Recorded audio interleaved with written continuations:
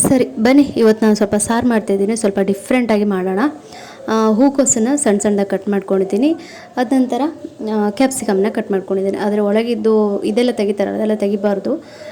ನಾನು ಸಾರಿಗೆ ಹಾಗೆ ಹಾಕ್ತೀನಿ. ನೀವು ಹಾಗೆ ಹಾಕಿ, ಇಲ್ಲಾಂದರೆ ಬೇಡ ಅಂದರೆ ತೆಗಿಬೋದು. ಉಪ್ಪು ಮತ್ತು ಅರಿಶಿನ ಸ್ವಲ್ಪ ಬೇಯಲಿಕ್ಕೆ ನೀರು ಹಾಕಿದ್ದನ್ನು ಬೇಯಿಸ್ಕೊಳ್ಳೋಣ, ಆಯಿತಾ. ನಂತರ ಇಲ್ಲಿ ಒಂದು ಟೊಮೆಟೊ, ಒಂದು ನೀರುಳ್ಳಿ, ಒಂದೆರಡು ಕಾಯಿ ಮೆಣಸು.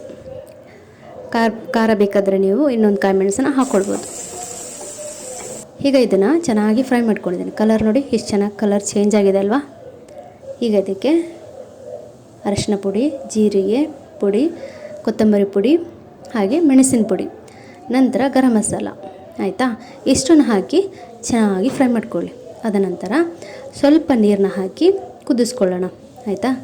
ಕುದಿಸ್ಕೊಳ್ಳುವಾಗ ಸ್ವಲ್ಪ ದಪ್ಪ ಆಗುತ್ತೆ, ನೋಡ್ತಾ ಇರಿ. ಇವಾಗ ಪುಡಿಯಿಂದ ಮಾಡಿರೋಂಥ ಸಾರು ಅಂತಲೇ ಹೇಳ್ಬೋದು, ಗ್ರೇವಿ ಅಂತಲೂ ಹೇಳ್ಬೋದು. ನೋಡಿ ಎಣ್ಣೆಯಲ್ಲಿ ಎಷ್ಟು ಚೆನ್ನಾಗಿ ಮೇಲೆ ತೇಲಿ ಬಂದಿದೆ. ಈಗ 2 ವಿಸಿಲ್ ಕೂಗಿಸ್ಕೊಂಡಿದ್ದೀನಿ ಅಷ್ಟೇ.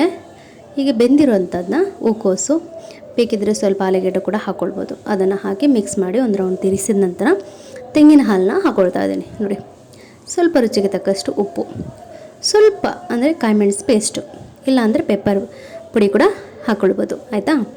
ಇವಾಗ ಒಂದು ಮಿಕ್ಸ್ ಮಾಡ್ಕೊಳ್ಳೋಣ. ಈಗ ಚೆನ್ನಾಗಿ ಕುದ್ದಿದೆ. ಕಲರ್ ಕೂಡ ನೋಡ್ತಾ ಇರ್ಬೋದು. ಎಷ್ಟು ಸಿಂಪಲಾಗಿ ಮಾಡ್ಬೋದು ಗೊತ್ತಾ, ಅಷ್ಟು ಟೇಸ್ಟಿಯಾಗಿರುತ್ತೆ.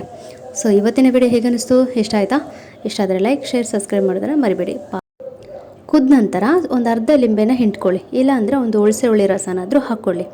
ಚಪಾತಿ, ಪೂರಿ, ವೈಟ್ ರೈಸ್ ಎಲ್ಲದ್ರ ಜೊತೆಗೆ ಚೆನ್ನಾಗಿರುತ್ತೆ. ನೀವು ಗ್ರೇವಿಯಾಗಿ ಕೂಡ ಮಾಡ್ಕೊಳ್ಬೋದು. ನಾನು ಇದನ್ನು ಅನ್ನದ ಜೊತೆ ತಿಂತಾಯಿದ್ದೀನಿ. ತುಂಬಾ ಟೇಸ್ಟಿಯಾಗಿತ್ತು, ಆಯಿತಾ. ಇಷ್ಟ ಆಯಿತಾ ವಿಡಿಯೋ?